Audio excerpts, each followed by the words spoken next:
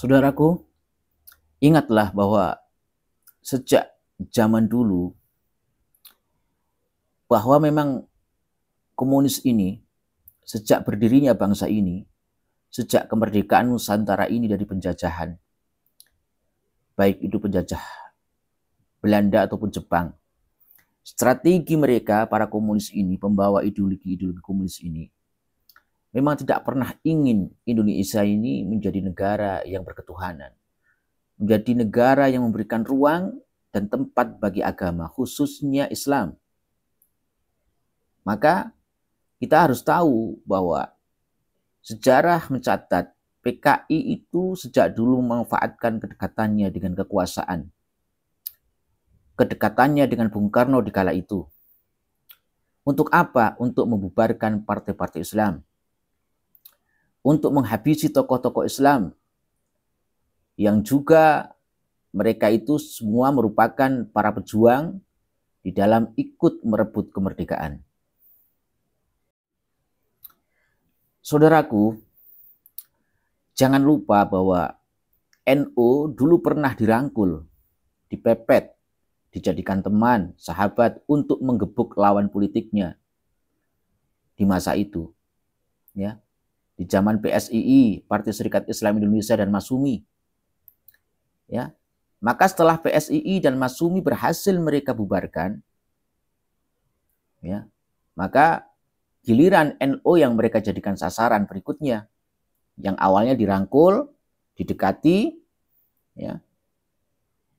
Setelah Masyumi dan PSII, Partai Serikat Islam Indonesia, dibubarkan, kemudian NU menjadi target berikutnya.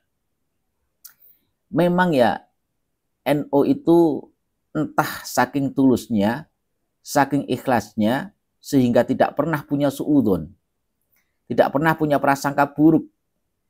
NU itu, ulama-ulama NU, tokoh-tokoh NU, ya warga hatinya. Karena selalu menjadi korban, sehingga akhirnya menjadi korban, menjadi tumbal politik.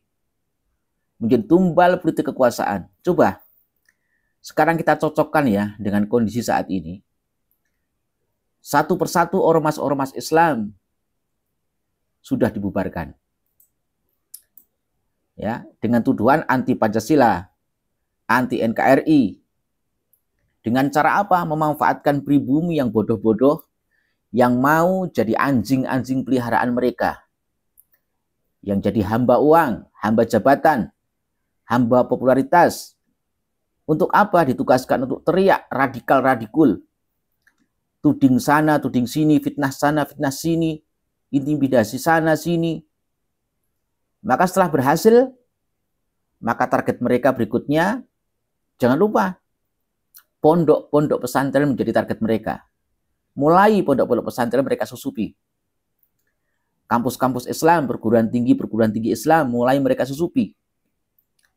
Ya, mereka susupi dengan pemahaman yang liberalisme, pluralisme, dengan dalih apa? Dengan dalih demokrasi, dengan dalih Islam yang moderat, bukan Islam yang kaku, bukan Islam yang khilafah, bukan Islam yang anti Pancasila. Ya. Sejak dulu Islam ini tidak pernah anti Pancasila. Lahirnya Pancasila itu adalah memiliki ruh Islam. Mana mungkin Islam bertentangan dengan Pancasila atau Pancasila bertentangan dengan Islam? Mana mungkin orang Islam yang berislam dengan baik kemudian dia anti terhadap negara? Nggak mungkin.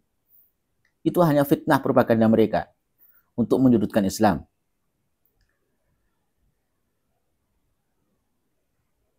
Strategi mereka itu jelas, pelan tapi pasti, dan memang sangat efektif, dan memang berhasil. Maka jangan heran kalau sekarang ini ya ada dan banyak anak-anak kiai, juga bahkan santri-santri yang awalnya merupakan alumni pondok-pondok pesantren salaf, yang mereka pinter dan alim. Lalu setelah mereka keluar dari pondok pesantren, mereka melanjutkan pendidikannya ke luar negeri. Lalu setelah pulang ke Indonesia dengan membawa pemikiran-pemikiran yang mulhid, pemikiran-pemikiran yang menyimpang dari ajaran Islam, Ahlus Sunnah wal Jamaah.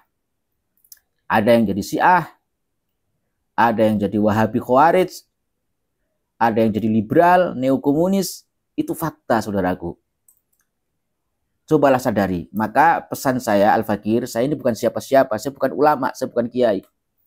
Tapi saya ini pemerhati. Tapi saya peduli terhadap nasib bangsa ini, meskipun saya tidak memiliki kapasitas sebagai orang yang alim, alamah, bukan orang yang memiliki kekuasaan, tapi hanya saling mengingatkan. Untuk para pejuang, untuk para ulama-ulama, untuk para kiai-kiai, untuk para ustadz-ustadz, untuk para santri-santri, para alumni-alumni pondok pesantren, seluruh Indonesia yang sampai saat ini, hingga sampai saat ini masih istiqomah ala manhaj ahlu sunnah wal jamaah. Jangan berkecil hati, jangan pernah menyerah, jangan pernah takut untuk terus menyuarakan kebenaran, untuk terus memperjuangkan Islam ahlu sunnah wal jamaah di negeri ini. Insya Allah, jika Islam ahlu sunnah wal jamaah ini tetap tegak, tetap berada menjadi mayoritas di negeri ini, maka Indonesia ini akan baik-baik saja. Tapi di saat Islam ahlu sunnah wal jamaah ini sudah bubar, sudah diporak-porandakan, dicapik-capik oleh mereka, ya, dipecah belah oleh mereka, maka nasib Indonesia mungkin akan lebih mengerikan. Tugas kita ini adalah berjuang, saudaraku. Menang atau kalah itu bukanlah merupakan tujuan. Yang harus kita jaga dan kita ingat, ya, adalah agar kita tetap meluruskan niat kita. Niat kita berjuang melalui media sosial yang mampu, bisa melalui ceramah-ceramah, bisa melalui kajian-kajian, ya sesuai dengan kapasitasnya, sesuai dengan kemampuannya. Kita berada di barisan para pejuang untuk tetap menjaga eksistensi ajaran-ajaran Islam, Ahlus Sunnah wal Jamaah. Jangan sampai negara ini menjadi negara yang tidak lagi melibatkan Tuhan, tidak lagi melibatkan syariat Islam. Ya, tujuan kita adalah itu saja. Kita menjaga niat kita, kita luruskan niat, karena makosid ataupun tujuan akhir dari sebuah perjuangan adalah bukanlah kekuasaan, bukanlah uang, bukanlah materi, bukanlah jabatan, tapi tujuan akhir, makosid, tujuan daripada perjuangan orang-orang beriman adalah mardhatillah, mendapatkan keridhaan Allah Subhanahu wa taala. Semoga Allah menetapkan kita di jalan istiqomah. Istiqomah fil iman, istiqomah fil Islam, istiqomah di dalam tetap mencintai sesama kaum muslimin, mencintai para kiai, para ulama, dan jangan jauh-jauh dari para habaib. Mencintai para dzurriyyah Nabi Muhammad sallallahu alaihi wasallam. Jangan mau dipecah belah, jangan mau di kotak-kotak. Ya. Kita halangi, kita perlambat gerakan mereka, ya, taktik mereka, kita sadari sejak dini hari tentang strategi-strategi kelompok-kelompok yang ingin menjadikan negara ini negara yang tidak berketuhanan. Meskipun saat ini mereka masih belum secara terang-terangan memperlihatkan ideologi mereka sebagai anti Tuhan, tetapi pada akhirnya tujuan akhir mereka adalah membuat negara kesatuan Republik Indonesia ini negara yang tidak berketuhanan. Semoga bermanfaat. Wallahu a'lam bishawab.